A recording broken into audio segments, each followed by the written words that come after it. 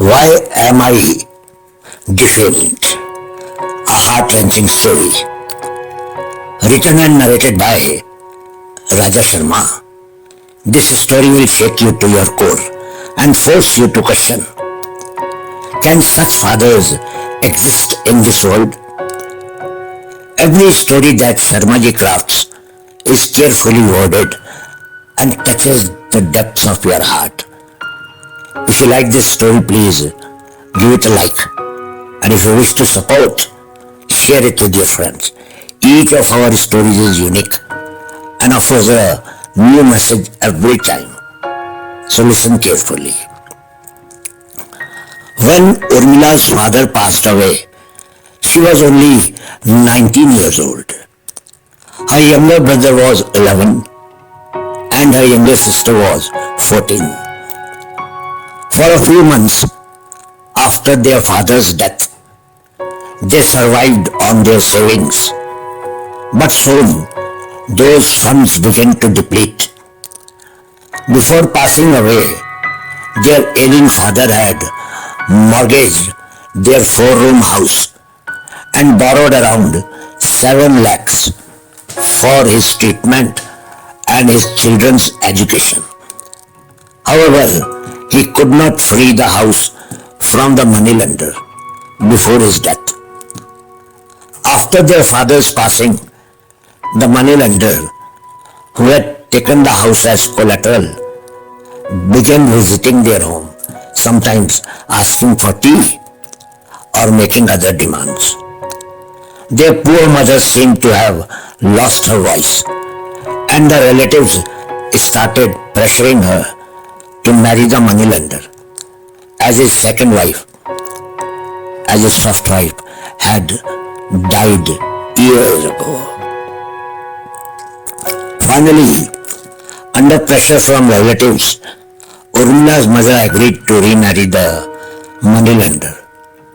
But slowly, the true intentions of this man began to surface. One night, when her mother was asleep, Urmila's stepfather, drunk, entered her room and began making all kinds of offer to her. But Urmila refused. However, when he threatened to throw the entire family out of the house, the poor girl broke down and gave in to his advances. This became a nightly occurrence, but no one, not even her mother, had the slightest clue. Urmila had started selling herself to her stepfather to protect her brother, sister and mother. Her stepfather also began giving her money, which she quietly saved in her bank account. 3 years later, when Urmila realized that her stepfather's eyes were now on her younger sister, she was terrified. Finally, one day, she took her sister to the police station and filed a complaint against her stepfather. Even then, her mother had no idea. However, a journalist soon learned about how the stepfather had been abusing his stepdaughter and now had his sights set on her younger sister.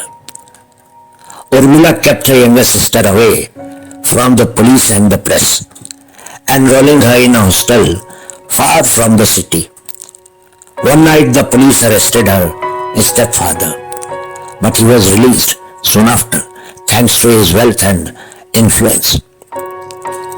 However, one night, in a drunkard stupor, something changed in the old moneylender's heart.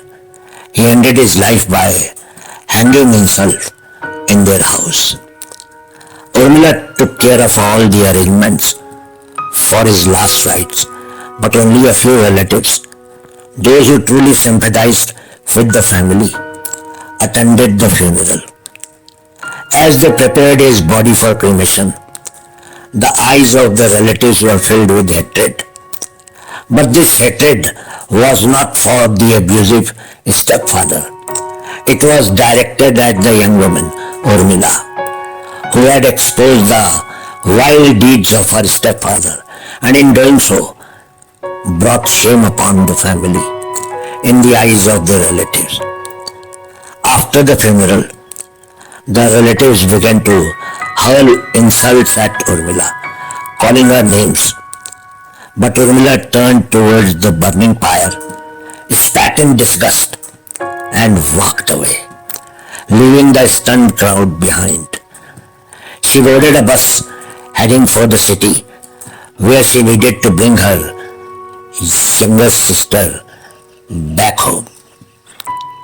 To this day, Urmila cannot understand why, instead of condemning the abusive stepfather, all the relatives still label her as immoral, a disgrace, and a harlot. She can't understand why she is defamed.